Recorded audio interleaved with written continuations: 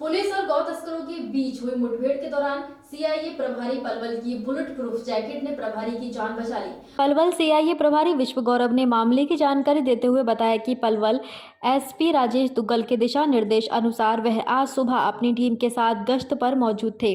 तभी उन्हें मुखबिर खास से सूचना प्राप्त हुई कि वसीम पुत्र शफी निवासी जिला रामपुर यूपी व नसीम पुत्र मजीद निवासी जिला मुरादाबाद यूपी, जो कि गौकशी का धंधा करते हैं और आज भी गौकशी करने के लिए कैंटर में गौवंश भरकर अलीगढ़ यूपी से पलवल होते हुए पलवल बहरौला फ्लाईओवर के नीचे से यू टर्न लेकर केएमपी होते हुए नूह मेवात जाएंगे।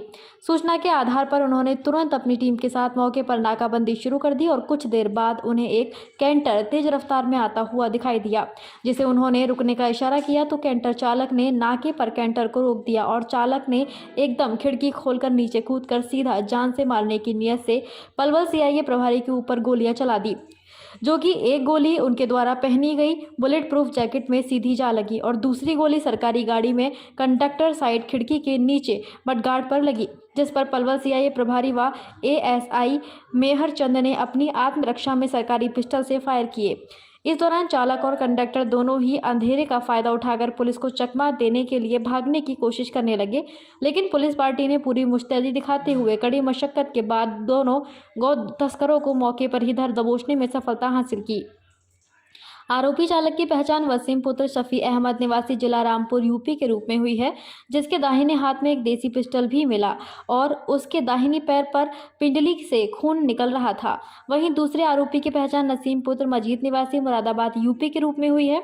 मुठभेड़ के दौरान गोली लगने से घायल हुए वसीम को तुरंत उपचार के लिए पलवल के सामान्य अस्पताल भेजा गया और कैंटर की तलाशी लेने पर कैंटर से 19 गौवंश बरामद हुए, जिनमें से 2 गौवंश मृत अवस्था में मिले। पुलिस ने देसी पिस्टल और कैंटर को अपने कब्जे में ले लिया है और दोनों आरोपियों के खिलाफ विभिन्न धाराओं में मुकदमा दर्ज कर लिया है।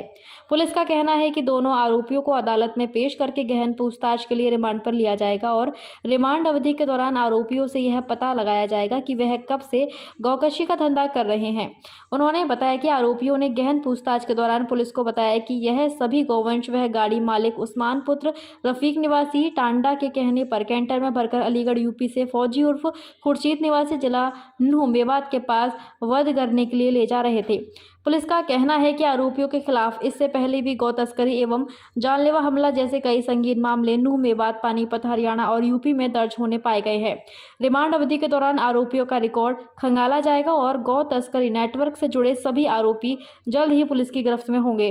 आज सुबह मैं अपनी टीम के साथ पुलिस लाइन के करीब गश्त पड़ताल पे था, तभी मुखबिर खास ने आके सूचना दी कि 2 लड़के, एक तो है वसीम पुत्र शफी और दूसरा है नसीम पुत्र मजीद, जो कि यूपी के रहने वाले हैं और एक कैंटर लेके आ रहे हैं जो कि गौवंश से भरा हुआ है और वे पलवल की तरफ से आएंगे और बहरौला पुल के नीचे से होते हुए केएमपी से नूह की तरफ जाएंगे। इस बात को सच्ची मानते हुए हमने एक नाका लगाया बहरौला पुल के नीचे। थोड़ी देर बाद एक कैंटर आता हुआ दिखाई दिया, जिसे मैंने अपने हाथ से इशारा देते हुए रोकने के लिए इशारा किया, तो ड्राइवर एकदम रोककर नीचे उतरा और हमारे ऊपर फायरिंग शुरू कर दी, जिसमें एक गोली मेरी बुलेट प्रूफ जैकेट में लगी तथा एक सरकारी गाड़ी में लगी और उसने भागने का प्रयास किया। जवाबी कार्रवाई में हमने अपनी आत्मरक्षा में उस पर 2 फायर किए, 2 फायर मैंने तथा 2 मेहरचंद एएसआई ने किए और दूसरी तरफ से जो कंडक्टर साइड से व्यक्ति था उसने भी भागने का प्रयास किया। उसे जो मेरी दूसरी टीम थी एएसआई कुशल और उसके साथियों ने दबोच लिया तथा पहले व्यक्ति को मैंने अपनी टीम के साथ दबोच लिया। गोली कहाँ लगी?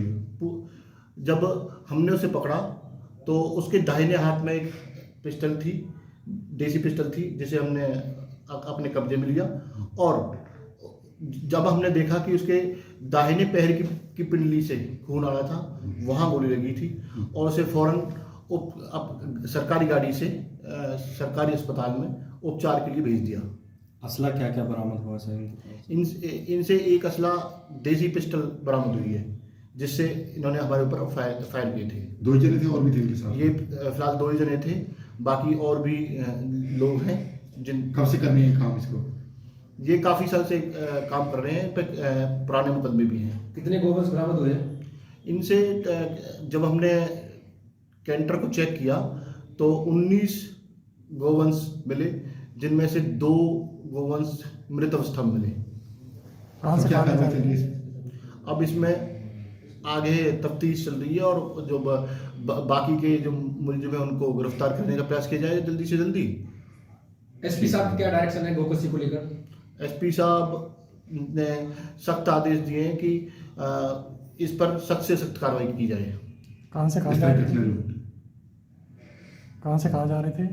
ये अलीगढ़ से आए थे और मेवात की तरफ जा रहे थे।